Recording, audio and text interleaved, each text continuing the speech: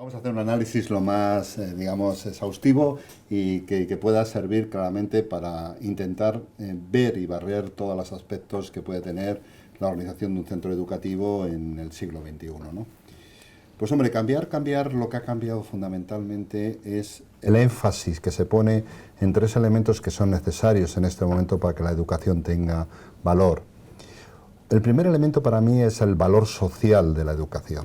Es decir, hasta hace bien poco la educación era visto como un sistema que era previo al mundo del trabajo, y el mundo empresarial pues siempre se quejaba de que qué mal venía la gente formada de la universidad, y la universidad decía que lo suyo estaba en otra cantinela diferente a lo que la empresa necesitaba. Desde que claramente hemos visto que la digitalización y la tecnología está cambiando el mundo de los negocios, cada vez más se tiene en cuenta de que la educación es un elemento básico para conseguir un impacto social en este momento. Ya lo decía Nelson Mandela: si queréis cambiar el mundo, cambia la educación. Por lo tanto, es básica en este momento cualquier pensamiento que tengamos de la influencia social del centro educativo. Esa instalación social del centro educativo creo que es una característica últimamente que está cada vez poniéndose más énfasis. El segundo elemento, y el elemento para mí muy interesante, es que se están dando cuenta los centros educativos que la gestión de los docentes como persona, como recursos humanos, como personas que tienen que saber sentirse a gusto, tener esa adscripción con esa empresa, es un elemento fundamental. Yo estoy viendo la preocupación cada vez mayor de los centros educativos en la gestión de las personas que están y que se componen dentro del propio centro educativo. Esa sensibilidad hace unos años no existía, y eso es una segunda diferencia para mí bastante capital.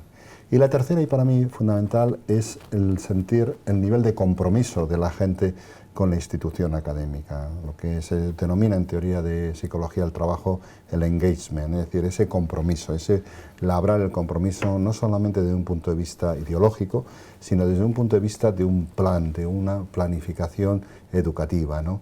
Yo creo que todos los centros educativos que tienen éxito son aquellos en los que consigue que el personal docente esté comprometido en mayor y menor medida en el proyecto de centro, ¿no?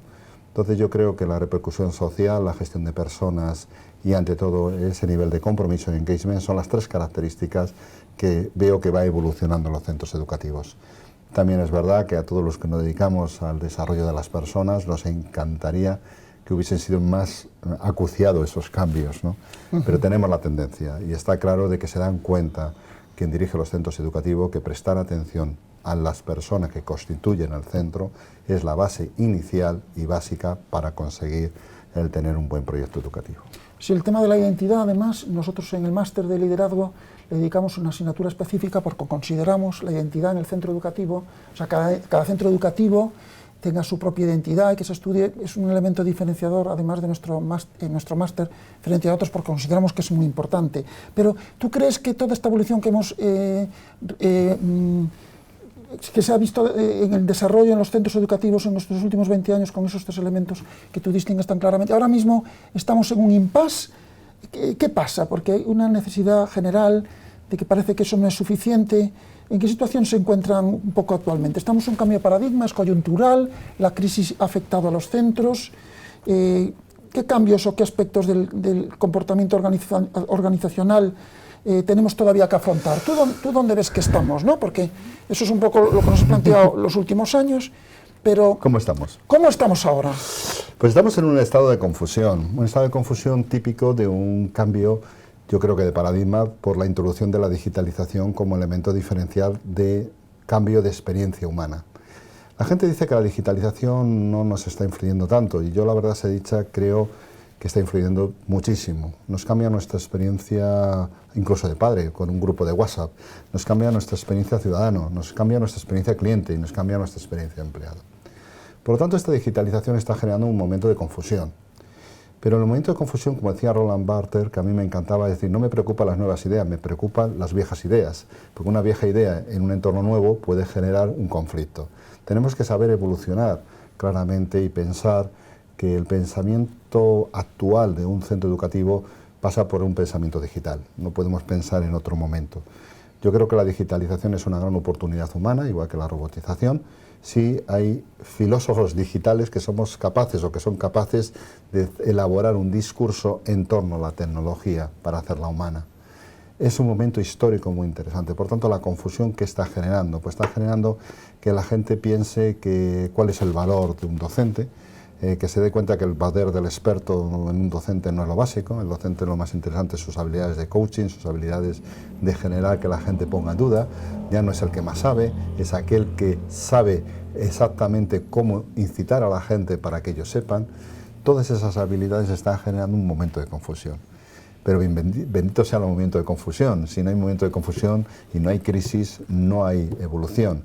Por lo tanto, tenemos que asumir claramente que esta gestión de la crisis, de la confusión existente, es una gran oportunidad para desarrollar nuevos paradigmas, siempre y cuando no perdamos el foco que el ser humano es un fin en sí mismo y nunca un medio. El ser humano es un fin y no es un medio. Tú que has viajado mucho y que por tu trabajo también tienes sedes al otro lado del Atlántico, ¿crees que hay diferencia entre lo que ves fuera y lo que estamos viviendo dentro? Porque en España hay una cierta sensación de que estamos en una situación desde el punto de vista educativo muy especial. Yo creo que se puede comparar a lo que está ocurriendo a lo mejor en otros países cercanos de nuestro entorno. ¿Tú ves alguna diferencia, sobre todo viajando como viajas bastante a América? Sé que a México vas con frecuencia porque tenéis sede ahí. ¿Hay alguna diferencia o algo en el que veas que haya una diferenciación en esta crisis-cambio del mundo educativo entre lo que tú ves fuera y lo que ves dentro? Porque a veces nosotros los españoles tenemos la tendencia a centrarnos mucho en que nos preocupa mucho esto y parece que el resto del mundo, pues como si fuera por otro lado, queremos que inventamos lo que... No, ¿tú ves Vamos a ver, si hacemos un análisis, digamos, transversal, multipaís, yo creo que hay diferencia de grado, pero no diferencia de tendencia. ¿Qué quiero decir con esto? Que la tendencia a la digitalización es un proceso globalizador y es un proceso unificador del proceso educativo, ¿no? Lo cual tiene un elemento para mí muy positivo. Yo creo que la evolución de la democracia y la evolución de muchos otros elementos tiene que ser entendida desde los procesos de libertad de los medios digitales, ¿no? Y yo no veo una gran diferencia, veo más diferencias entre situaciones geopolíticas que generan modelos educativos muy diferentes al modelo que creo que la digitalización puede llevar. No queremos irnos mucho más allá. En la propia España pues hay determinadas comunidades que se encierran en un determinado idioma. Debe de abrirse de la gran oportunidad de tener muchos idiomas y no depender solamente de un determinado idioma. O, por ejemplo, posiciones que he visto en algún país de Iberoamérica donde el adoctrinamiento en unas determinadas ideas es más fuerte que la propia fuerza de la digitalización que está entrando, ¿no? Entonces yo creo que hay una serie de variables geopolíticas que influyen en la educación, como cualquier producto social. No olvidemos que la educación es un producto social.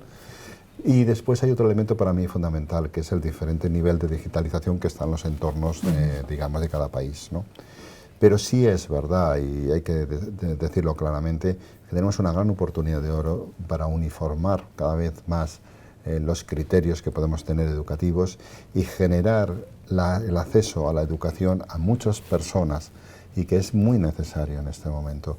Y yo creo que esa es una gran ventaja que vivimos en este momento. Vivimos en un gran momento de eclosión de nuevos paradigmas, de pensamientos diferentes, de plantearnos si dentro de poco nuestro jefe puede ser un robot, por qué no puede ser un robot, de podemos trabajar al lado de un robot. Estos cambios de cultura de trabajo que es tan sumamente interesante en un mundo tan apasionante como va a ser el mundo de educación en este siglo que estamos ahora. Sí, en España hay una discusión muy amplia ahora sobre los centros educativos, ¿verdad? Sobre qué se enseña, qué no se enseña. Yo aquí quería preguntarte en concreto que hemos pasado un poco, tú que lo has visto, bueno, pues como tienes una amplia trayectoria y como digo también has puesto con mucha frecuencia tu foco en América, pues hay como una especie de cambio entre lo que antes era pura disciplina organizacional en los centros, con unas estructuras jerárquicas muy establecidas, también en lo público, que parece que lo mantienen, ¿no? Es a veces la perfección que hay a veces desde los centros privados, ¿no? Y ahora hemos pasado al otro extremo, el extremo un poco de la confianza a ultranza, de la tolerancia a ultranza. Permisividad. Perdón. De permisividad. Permisividad. Tú hablas de engagement, pero a veces, ¿cómo ves tú este paso que están sufriendo todas las organizaciones? Se habla del achatamiento, de la horizontalidad, pero después hay una necesidad clara, jerárquica, o al menos funcional o orgánica, ¿no? Tú, desde el punto de vista de los centros educativos, eres padre de familia, ¿cómo lo ves? ¿Se necesita un ten con ten? ¿Este cambio organizacional no se va a detener? El maestro, el profesor ha perdido mucha autoridad. Parece que los equipos directivos, de los que después me gustaría que habláramos un poco, pues tienen que estar siempre cuestionados, o siempre... ¿Tú cómo ves estos cambios un poco que estás comentando? A veces se confunde lo que viene siendo un acercamiento más democrático a las relaciones humanas dentro de las empresas, se suele confundir con una falta claramente de control y de disciplina. Yo creo que es un error claramente que pasar de un punto a otro. Hemos pasado de unas estructuras súper jerarquizadas a una estructura súper, digamos, tolerantes, con una falta de permisividad, ¿no? Yo creo que es muy importante el concepto de disciplina. Yo lo he mantenido durante mucho tiempo y yo siempre he buscado que mis hijos fuesen a sitios con mucha disciplina. Creo que la disciplina no es bajo ningún concepto nada más que la capacidad que tienes tú de ser autoeficaz. Albert Bandura, un gran psicólogo que anda por los 94 años, que es para mí un artista, decía que sin tener disciplina no se puede tener autoeficacia. Y el principal elemento para que una persona se sienta realizado es que en lo que hace se siente autoeficaz, y para eso es muy necesario la disciplina. Por ejemplo, pues muchos colegios se están dando cuenta, centros educativos, donde ven que el elemento de disciplina, no la disciplina, digamos, de elementos superficiales y pequeños, ¿no? Es una disciplina desde el punto de vista de aceptar claramente de que la autoexigencia es básica para poder ser algo en tu vida, ¿no? Ese es un elemento que a mí me preocupa en la evolución de los centros educativos, el concepto de disciplina. Luego hay otro elemento que me preocupa, que se pone mucho hincapié todavía en el contenido, cuando el contenido está todo en la red. El contenido es interesante siempre y cuando desarrolle habilidades, ¿no? Nosotros estamos aquí en Madrid haciendo un proyecto innovador, educativo, con una asociación Educación Abierta, lo llamamos Skill Maker, es promotores de habilidades, ¿no? Cogemos a chavales en primero de bachillerato y lo que les hacemos es desarrollar habilidades totalmente transversales, ¿no? Como puede ser el generar ideas innovadoras, el intentar resolver problemas de conflictos en grupos, saber resolver y hacer técnicas de presentación adecuadas, porque creo mucho que esas, digamos, habilidades blandas que llaman los americanos, soft skills. Las soft skills son muy importantes en la vida. Entonces, hay muchos centros educativos que se están dando cuenta de la importancia de esas habilidades. Ahí también es un foco muy importante. Y el tercer foco para mí muy interesante es lo que Leonardo da Vinci, gran maestro, como yo le sigo, mi Twitter es @canteraleonardo, por honor a Leonardo da Vinci, hablaba del concepto polimata, ¿no? ¿Qué es un polimata? Un polimata es una persona con una curiosidad muy amplia, una curiosidad eminentemente poliédrica, pero que a su vez tiene un foco donde aplicarlo, ¿no? En mi caso yo intento que sea la psicología, que es donde intento aplicar mi foco, pero quiero que esté contaminada, y explico mucho el concepto contaminada, de ideas de muchos otros mundos, porque ahí en esa mistura es donde está el conocimiento profundo. Entonces yo creo que la superespecialización en los conocimientos, el llenar los currículums de los estudiantes con 24.000 actividades y no tener tiempo para pensar profundamente y elaborar ideas diferentes, creo que es un error. Creo que hay que buscar espacios donde haya mucha disciplina, donde haya mucha exigencia, donde generemos autoexigencia a las personas, pero a su vez que generemos la curiosidad, que es la curiosidad que decía Leonardo da Vinci, que es básica en un mundo como es el actual, que va a ser totalmente cambiante, que no solamente no van a trabajar en una cosa que no existen todavía, es que la gente que está trabajando actualmente va a tener que trabajar dentro de 5 años en cosas diferentes. Entonces, o somos capaces de mantener esa llama potente de la curiosidad, o estamos seguros que no vamos a podernos adaptar a este entorno tan cambiante.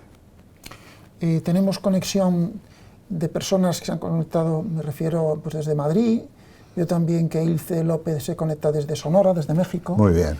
O sea que me encanta que en el máster nosotros tenemos alumnos ecuatorianos, colombianos, españoles, mexicanos. Eso nos honra porque eso da esa riqueza tremenda y que no solo aprenden los alumnos de los profesores, sino los profesores de los alumnos. Creo que es un perfil que desde la UNIR se está desarrollando y cada vez con mayor extensión. Y de hecho, una de las cosas que decía Javier, que quería aprovechar para aquellos que os conectáis, porque vais a empezar probablemente vuestra próxima promoción, el máster, pues a partir de la semana que viene, pues nosotros tenemos un currículum amplio, porque nos negamos en cierta medida a tener un máster con pocas asignaturas, o sea, tocamos un poco todas las facetas de lo que debe ser un director, un directivo escolar, en los ámbitos de gestión, de dirección, de liderazgo, porque nos interesa tener una visión, como decía Javier, que creo que es una expresión, a mí me gusta mucho usarla, poliédrica, con muchas caras, porque eso es lo que al final forma a las personas, es lo que las prepara para ejercer distintos puestos, ya no solo profesionales, sino en la sociedad, ¿no? Hay una cosa que él ha tocado y que yo creo que es muy importante. De hecho, os insisto, en el máster hemos convertido estos ámbitos de formación en no optativas, sino en asignaturas, por así decirlo, obligatorias o fijas en el currículum, que es el papel que desempeña tan importante la comunicación, ¿no? Lo que Javier antes denominaba, por un lado, las soft skills, pero en concreto la comunicación es que he leído hace poco un informe, además vuestro, sobre la importancia del feedback, ¿no? Sí. O sea, me gustaría que comentaras un poquito esto, ¿no? Porque a veces los atascos en los centros educativos son por una mal comprendida comunicación, o por un exceso incluso de comunicación, antes hablabas de las redes sociales, o por algo que en ese breve análisis de una publicación reciente que me parece muy interesante, Smart Feedback, que es un libro, Javier es un gran promotor de cultura, de formación, de publicaciones, etcétera. Tiene algo tan interesante como bibliocoaching, por ejemplo, que funciona en su empresa. Bueno, es una manera también de conocerle a él también fuera de esta Open Class. Pues la importancia de entender el feedback, ¿no? Porque parece que el feedback es decir, pero no escuchar, ¿no? Entonces yo creo que ahí me gustaría que explicaras un poquito más esto, ¿no? Sí, vamos a ver, el tema de la comunicación, nosotros siempre te decimos que para empezar a comunicar hay que saber escuchar, es decir, nosotros nos dedicamos, cuando hacemos un curso amplio de comunicación, dedicamos mucho tiempo a saber escuchar. La gente no sabe escuchar, entonces no puede comunicar, porque comunicar empieza sabiendo escuchar. Saber escuchar significa poder elaborar claramente tu discurso en función de lo que has escuchado. Entonces la reformulación de lo que has escuchado, el planteamiento de lo que has escuchado, evitar filtros, estereotipos en lo que has escuchado, es cuando empieza la comunicación. Si yo sé que habitualmente esta persona no dice cosas inteligentes, pero yo ya voy predispuesto a pensar que lo que va a decir es cosa poco inteligente, pues ya estoy condicionando mi juicio de elaboración en mi propia comunicación. Estoy seguro que mi respuesta será poco inteligente. Entonces es muy importante el tema de la comunicación desde el punto de vista del que escucha, ¿no? De la escucha activa. Y esto se ha trabajado muy poco en España y se ha trabajado muy poco en el entorno latino, ¿no? Nos gusta mucho hablar y poco escuchar. Y yo creo que escuchar es un elemento que nos va a posibilitar el saber comunicar mucho mejor. Yo muchas veces, cuando hago esto con chavales de 15 o 16 años, les enseño a escuchar, ¿no? Luego tengo otras clases que doy en la Escuela de Ingeniería de Telecomunicaciones con gente después de 6 años de ingeniería, que les enseño a que no saben escuchar, ¿no? Y se dan cuenta de que no han escuchado en su vida, que lo que son habitual es que precipita toda una serie de ideas rumiadas rápidamente sin saber escuchar y saber poner en contexto lo que es una comunicación. Luego es muy interesante trabajar otros elementos que a la comunicación no se da tanta importancia, como es la comunicación no verbal, ¿no? A estos mismos estudiantes, ingenieros, que todos lo saben, con mucho desarrollo en su parte racional, cuando les digo que no saben mirar, se quedan alucinados y dicen, ya está este psicólogo aquí que empieza a contar, ¿no? Y es que les enseño que el poder que tiene una mirada, el poder de saber expresar a través de los ojos muchísimos de los elementos de la comunicación genera su comunicación. Y no digamos las manos, elemento comunicacional básico. La gente no sabe comunicar con las manos. Y entonces, al no saber comunicar con las manos, lo que está generando claramente es una falta de comunicación. La comunicación tenía que ser una asignatura transversal durante mucho tiempo en multitud de actividades dentro de los entornos educativos. Si tuviésemos una población más educada en saber comunicar, evitaríamos conflictos, evitaríamos multitudes de elementos Y yo que empecé hace muchos años en psicología haciendo terapia de pareja, muchos conflictos de pareja. Mi conclusión en mi etapa de como terapeuta de parejas es que había un gran problema, que el problema era la comunicación, no era nada más. No era el elemento del sentimiento, no era el elemento de que la gente estaba una en contra de otra, sino que no se sabía comunicar. Es básica la comunicación. Y hay muchos elementos. Nada más, entiendes una tele en España, o en Iberoamérica, perdona, porque también cuando veo en Iberoamérica la tele, y veo gente que no sabe comunicar, tertulias interminables, gente que se quita la palabra, gente que no sabe qué está diciendo ni cómo lo quiere decir, y que claramente se tiene que utilizar no argumentos claramente buenos en comunicación porque no tienen argumentos, ¿no?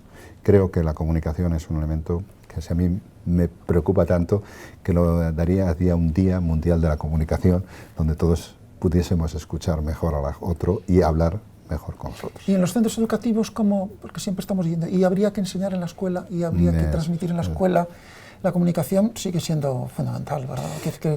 Aquí también ha mejorado mucho, pero casi nos hemos ido hacia el otro extremo, ¿no? O sea, hay un exceso a veces de comunicación de lo no importante o de lo no significativo. Banalidad. Banalidad. Mucha banalidad.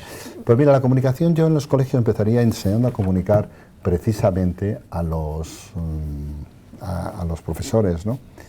Claro, la gente me dice, tú siempre cuando trabajas con centro educativo dices que el primero que tiene que hacer las cosas son los propios docentes. Digo, porque todos sabemos, y vuelvo al verbo Bandura, el aprendizaje observacional.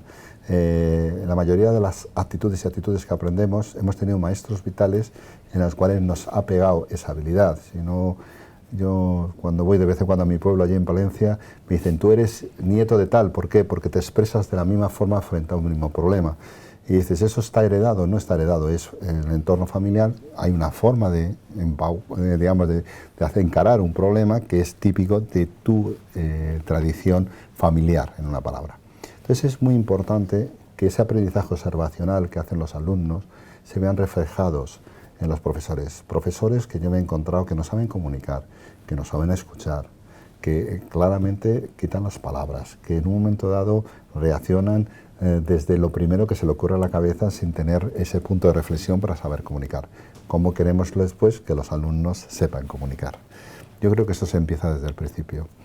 Yo siempre, cuando voy a un centro educativo, primero que intento entrevistarme con el director del centro, ahora que están hemos hecho 2 intervenciones, y le intento ver cómo él está de digitalizado, cómo está él de habilidades de comunicación, porque quieras que no se va a transmitir por ósmosis esa visión que tiene el de la comunicación o esa visión que tiene de la digitalización. Es muy importante empezar en el propio cuerpo docente teniendo estas habilidades que mucho lo agradecen, muchísimo. Yo me he tratado de dar cursos de coaching a profesores y cuando les enseñan las 4 herramientas básicas del coaching y ellos aprenden y dicen, es que esto es lo que yo tengo que hacer en el entorno de clase.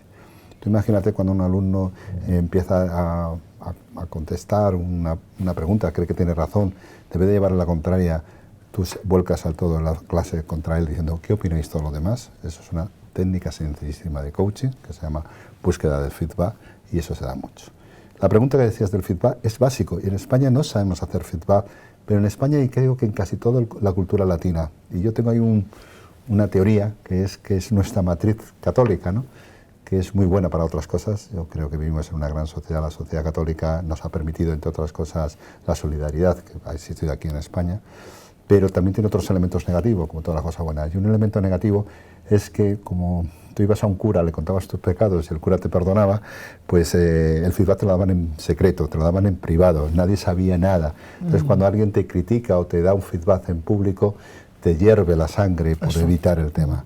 Pero eso es un troquel, digamos, fruto de nuestra historia, que no lo tienen, por ejemplo, la cultura protestante, no lo tiene la cultura budista, pero que hay que asumir y hay que enriquecernos sobre el tema y crecer. El feedback es básico, nadie va a saber si lo hace bien o mal si no acepta la opinión de los demás. ¿Cómo lo vas a saber?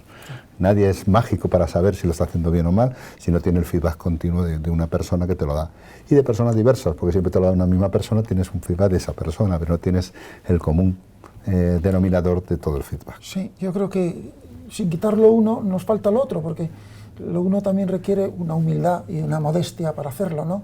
Pero yo le enlazo muchas veces con los centros educativos, que es uno de los problemas que dicen los profesores, sí, yo quiero comunicar muy bien, pero resulta que nadie pregunta, porque en el mundo educativo latino, español, organizacional, en cualquier tipo de colegio, parece que hay un miedo a preguntar, ¿no? O sea, el alumno no pregunta, el profesor no sabe realmente si el alumno ha aprendido verdaderamente, parece como si el preguntar, por eso yo os animo aquí desde el chat a que aquellos que queráis hacer alguna pregunta, pues bienvenida sea, que preguntar no es síntoma de estar equivocado o de saber menos, al contrario, a veces el que pregunta es el que más está entendiendo, el que más sabe. Preguntar es tener curiosidad, y tener curiosidad significa exactamente que ya tienes un elemento volitivo de querer aprender. Entonces el que pregunta tiene un elemento. Si es verdad que la cultura española el preguntar es un elemento negativo.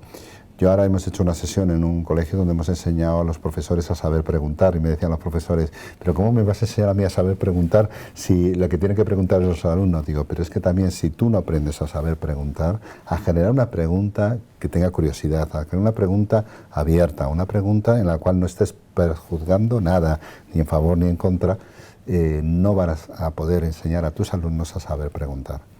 Yo siempre te recordaré como alumno de Daniel y eras un gran preguntón, lo cual siempre me ha encantado, porque siempre me incitabas muchísimo a pensar y todo. Y no hay una cosa mejor a un profesor que le pregunten, porque lo que haces es tener que crear ideas nuevas en función de lo que te preguntan. Te están dando feedback de que tu aprendizaje tiene que canalizarse hacia otros pensamientos, hacia otros escenarios donde dar poder en sí mismo. Es básico saber preguntar. Nosotros cuando formamos a coach aquí en España, yo dedico, me parece que son 2 días enteros a enseñar a la gente a saber preguntar, porque un buen coach es aquel que sabe preguntar, porque la pregunta es la que empodera para que el cambio de la persona se pueda producir. Y la gente no sabe preguntar, porque obviamente mete muchos elementos yoicos, mete muchos elementos de contextos, hacen preguntas ponencias donde se van a lucir, no son preguntas que van en el foco de buscar la curiosidad intelectual, que es lo que claramente motiva una pregunta, ¿no? Pero es muy interesante. Sí, perdona que te haya llamado preguntón, ¿eh? No, al contrario, yo siempre he sido muy preguntón. Yo no sé por qué, porque... bueno, también en ese sentido, como he tenido la suerte de formarme fuera de España, donde preguntar es básico, porque si no te quedas, creo que pierdes perspectiva, pierdes de todo, ¿no? Antes comentabas que siempre cuando conocías un centro educativo que hablabas con el director, ¿no? A mí me gustaría preguntarte, a tu juicio, ¿qué equipos directivos demandan hoy los centros educativos? ¿Qué tipo de directores, no solo del director, sino de su equipo, ¿no? Porque a veces hablamos del director, pero el director no puede hacer nada sin un equipo, es un jefe de estudios, director de comunicación, un subdirector, un jefe... Todo el equipo. ¿Qué crees tú? Antes hablabas del concepto de polímata, ¿no? De ser polivalente, ¿no? Yo aquí tengo una expresión tuya, de un blog que tiene él, que es fantástico, que yo disfruto mucho. Dice, ser polímata representa una actitud de aprendizaje continuo, ¿no? Entonces, ¿tú qué crees, qué equipos directivos en los nuevos, por así decirlo, los nuevos ámbitos o contextos, yo uso mucho la palabra contexto y también mucho la palabra entorno, me gusta mucho, ¿no? Porque eso condiciona todo, en el entorno educativo en el que estamos viviendo, por así decirlo, en el nuevo ecosistema, que es otra palabra que me gusta, el nuevo ecosistema educativo que tenemos que construir, ¿qué papel a tu hijo deberían desempeñar los equipos directivos, ¿no? de un centro? Pues mira, aquí hay que pasar de un concepto tradicional de liderazgo, que le hemos pasado de un extremo a otro, de un liderazgo coercitivo, un liderazgo autoritario, pues hemos pasado a casi una falta de liderazgo en algún momento dado, dejando que el devenir de las cosas se solucionen los temas, ¿no? Hay un concepto que en el año 2008 lo han desarrollado en Estados Unidos y que a mí me encanta, que es el liderazgo auténtico, ¿no? ¿Qué es el liderazgo auténtico? Que es lo que yo recomiendo a los centros educativos, que se formen el liderazgo auténtico. Pues tiene 4 características muy fundamentales. El liderazgo auténtico es que el que es buen líder auténtico es el primero que dedica tiempo a conocerse a sí mismo, que dedica tiempo a hacer esa ITV mental habitual, de formarte, de estar continuamente preguntándose si lo que ayer fue bueno hoy es susceptible de estar mejorado, ¿no? El estar continuamente preparándote, el estar continuamente siendo inquieto, teniendo curiosidad, esa es una característica de un líder auténtico. Una segunda es la transparencia. En un mundo en que todo se sabe en Internet, que dentro de poco todos nuestros datos, la datamanía que hay actualmente está en todos los sitios, pues ¿cómo no vamos a tener transparencia? Y la transparencia genera que cuando se comete un error, reconocer el error, pero decir, he aprendido del error, y aprender verdaderamente el error, no que el error pase por ti, sino que haya un profundo reconocimiento del error. No hay una mejor ocasión de demostrar tu liderazgo que reconociendo públicamente un error y poniendo los medios para crecer sobre el error cometido, ¿no? Esa transparencia a mí me parece que es un elemento también muy interesante. Otro tercer elemento que dice la gente del liderazgo auténtico es el procesamiento equilibrado de la información. Es decir, no fiarte solamente de una fuente o de otra fuente, sino que tener mucha variedad y diversidad de fuentes para tener un criterio y una visión lo más totalmente transversal de la realidad. Eso es fundamental porque hay mucha gente que no tiene esa salud del equilibrio. Y el cuarto elemento es tener una moral internalizada. Yo creo que el líder auténtico, el líder de futuro, es aquel que tiene claramente una moral. No quiere decir que sea una moral religiosa ni una moral X, sino una moral, algo que permite que lo que dice es lo que hace y lo que hace es lo que dice. Cada vez más el mundo busca líderes auténticos. Estamos hartos de líderes con enorme carisma, pero que no son auténticos. Y estamos hartos de líderes que se basan muchísimo en capacidades personales de persuasión, en cambio de ser su autenticidad. El ser líder implica mucho trabajo personal, de intentar trabajar todas tus imperfecciones, porque claramente todos somos imperfectos, pero la mayor imperfección es que no sabes que eres imperfecto. Sí, sí. Yo, cuando estábamos hablando de esto, él tiene una gran experiencia también en los ámbitos de liderazgo. Yo creo que también eso se aprende, muchos de nuestros alumnos, pues como a mí me gusta que tengan experiencia previa en centros educativos para llegar a un máster. Es uno de los temas que he leído recientemente, aprovecho para comentarlo de él. Insisto que si alguno tiene alguna pregunta desde el chat, si no, o Javier o yo preguntaremos por aquello de, bueno, pues que también nos ayuda a saber si se está entendiéndose todo lo que estamos transmitiendo y todas las ideas que están saliendo, ¿no? Si hay algún comentario, pues bienvenido sea, ¿no? Pues la importancia de que precisamente la gente acuda y se forme en un posgrado cuando ya tenía una formación previa. Esto te lo he oído a ti, ¿no? Porque es muy importante que para formar líderes auténticos pues haya, es decir, que no solo la gente se quede en un conocimiento de las cosas, sino que tenga una multitud de experiencias, ¿no? Lo experiencial para un líder es básico, ¿no? Porque es lo que le da también el anclaje para no convertir los fracasos en auténticos escarmientos, sino el fracaso es uno de los grandes sistemas de aprendizaje, ¿no? Yo siempre digo a los directores de los trabajos fin de máster, por ejemplo, que a veces cuando a los alumnos le cuesta tanto, y es verdad, redactar, que no piensen solo en el final, sino de dónde ha partido el alumno, ¿no? Que es tan importante, ¿no? Que la educación es un proceso. Me gustaría que el tema del fracaso, que es tan importante en los equipos directivos, parece que son los centros educativos interesantes, somos aquellos equipos directivos que son brillantes, que les sale todo bien, que entran muchos alumnos, que tal, y yo soy más pedestre, ¿no? Yo creo que tú ahí podías contarnos algo más de la importancia del fracaso. Mira, yo sigo una gran análisis que en Estados Unidos, que tenemos que aprender cosas también de ellos, a mí me encanta, que es un análisis del fracaso, ¿no? Un profesor mío de Estados Unidos me dijo un día que hiciera mi currículum de fracasos, ¿no? Y me puse a hacerlo.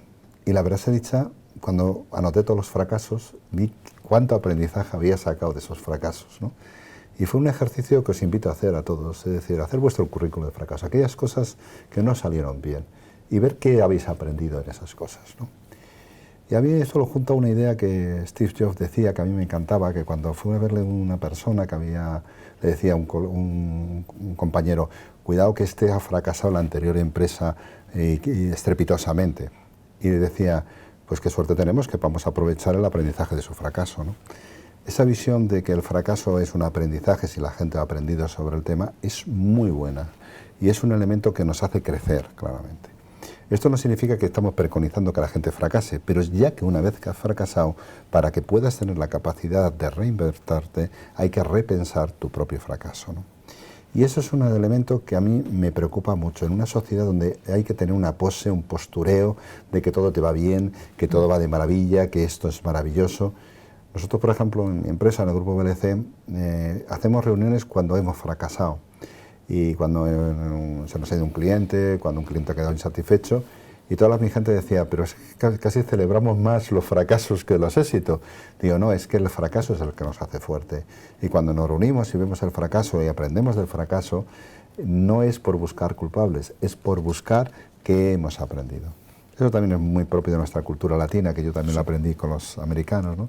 La búsqueda de los culpables. Es decir, aquí todo el mundo está buscando quién se ha equivocado. No es lo importante quién se ha equivocado, lo importante es cómo vamos a hacer para aprender de lo que hemos equivocado. Ese es el elemento fundamental. Yo creo que eso para un centro educativo sería importantísimo, porque si no parece que el profesor acierta siempre o que los alumnos tienen razón siempre. Entonces Imposible. yo creo que eso con el ámbito de la comunicación sería fundamental, ¿no? Un centro educativo, los equipos directivos que cuando se equivocan o no alcanzan sus objetivos lo dicen y no pasa nada, ¿no? O sea, yo creo que sería también un elemento a considerar, ¿no? A mí hay una pregunta un poco última, algo que preguntéis alguna cosa o nos surja alguna idea más. Claro, la importancia de que los equipos directivos aprendan de sus errores, de que no tengan una perspectiva del mundo educativo donde el éxito sea, por ejemplo, ¿no? Por poner ejemplos en España, ¿no?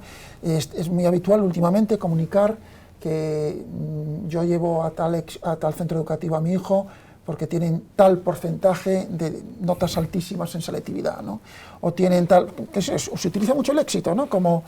Pero a veces no se, y hay casos muy buenos en España, no se pone, por ejemplo, el énfasis en que tal centro educativo que iba muy mal, ha venido un equipo directivo, ha sabido aprender del fracaso anterior, porque en España esto tiene que llevarnos a cambiar muchas cosas, no solo hacia afuera, ¿no? Sino, es decir, ¿no crees tú eso un poco, no? Tú siempre has estado, perdóname tú, porque es una característica de Javier, solo le gano en una cosa a Javier, que yo tengo 5 hijos y él tiene 4. Fundamentalmente, mejor me puedo presumir de eso, ¿no? Pero yo tengo 2 más 2, tengo 2 de primer matrimonio y 2 del segundo. Es verdad. Pero tú que eres una persona preocupada desde el punto de vista de la educación de tus propios hijos, ¿Esto cómo lo ves, ¿no? Porque tú tienes un compromiso con el centro educativo al que llevas a tus hijos, siempre has tenido esa preocupación. Sí, bueno, vamos a ver, los criterios de elección de un colegio, un centro educativo, son lo más peregrino que te puedas imaginar, Ya lo sé. ¿no? Y eso es un problema que hay en España, no hay un análisis racional a la hora de elegir con criterio un centro educativo. Pero ya que se elige no racionalmente, se elige emotivamente, que tampoco tengo mucho inconveniente que se elija emotivamente, porque al final la emoción configura mucho la forma de aceptar el centro educativo. Lo que sí me preocupa es que la elección está basada en temas tan pueriles como es el nivel de inglés, como es el nivel de qué comedor más grande tiene, canchas de baloncesto. Y yo siempre digo lo mismo, ¿y por qué no entrevistar a los profesores? Y no al que te va enseñando, sino la posibilidad de entrevistarte y hablar con profesores diversos en un momento dado. Porque es importante con qué personas dejamos la formación de otras personas. A mí la instalación me preocupa, pero no me ocupa, es decir, no creo que sea fundamental que tenga más metro cuadrado. Lo que es fundamental es el tipo de profesor que está detrás del tema, ¿no? Y es muy importante porque esa decisión, ya que va a ser emocional, hagámoslo desde la emocionalidad humana de tener personas que puedan ilusionar en un momento dado. Y no la persona que te ponga en el colegio, sino libremente poder elegir varios profesores, eso lo he visto en un colegio en Madrid que me ha encantado, en el cual tú puedas tener una reunión con él, tomarte un café, preguntarte cuál es su filosofía de vida, qué es lo que piensa, cómo lo piensa, etcétera, etcétera, y puedas decir que vas a dejar en manos de estas personas lo que es fundamental, que es la formación como personas, no la formación de contenidos, que es el elemento que nos va a posibilitar que esas personas al día de mañana sean críticas, sean personas que crezcan, que reinventen, que estén todo el día con capacidad de aprendizaje. Tú lo decías antes, vivimos en una generación que el aprendizaje es básico y que la capacidad de aprendizaje es lo que es diferencial. Yo a mis hijos lo que les pregunto toda la noche es ¿qué habéis aprendido en el día de hoy? Pero no la matemática, no la física, no sé, sino de ese niño que te ha puesto una zancadilla, de esa chica que quieres que te miren y que no te mira. Esas experiencias vitales que son fundamentales para que una persona se haga persona. Nos queda un par de minutos. He visto que Francisco José levantaba la mano, pero lo que nos conviene, Francisco, es que pongas en el chat tu pregunta, tu consideración, porque es la manera de que podamos ser más ágiles, y si quieres lo puedes escribir y te contestamos encantados. Yo, entre tanto, si Francisco José pues, se escribe en el chat esa pregunta o ese comentario, lo que él desee, me gustaría preguntarle por último a Javier, ¿qué cambio de actitud crees que se debería producir hacia los centros educativos en las familias? O sea, eso un poco para cerrar y ya... Vamos a ver. ¿Crees tú, no? O sea, ¿Es que la familia no es un centro educativo? Esa es la pregunta que yo hago habitualmente. Es decir, mis hijos están en un centro educativo llamado Mi Familia y de vez en cuando le tengo una extensión que es el centro educativo donde envío a mis hijos. Ese es el planteamiento. El planteamiento no es centro educativo y luego complemento a la familia. La familia es el troquel básico de formación y de educación, principalmente en valores de personas y en habilidades que tenemos que mantener. Por lo tanto, hay que buscar que los centros educativos sean muy parecidos a tu entorno familiar. Si tu entorno familiar es un entorno de autoexigencia, es un entorno donde el trabajo es un elemento básico, pues hay que elegir colegios donde la disciplina sea muy potente y donde el valor de la autoeficacia sea básico.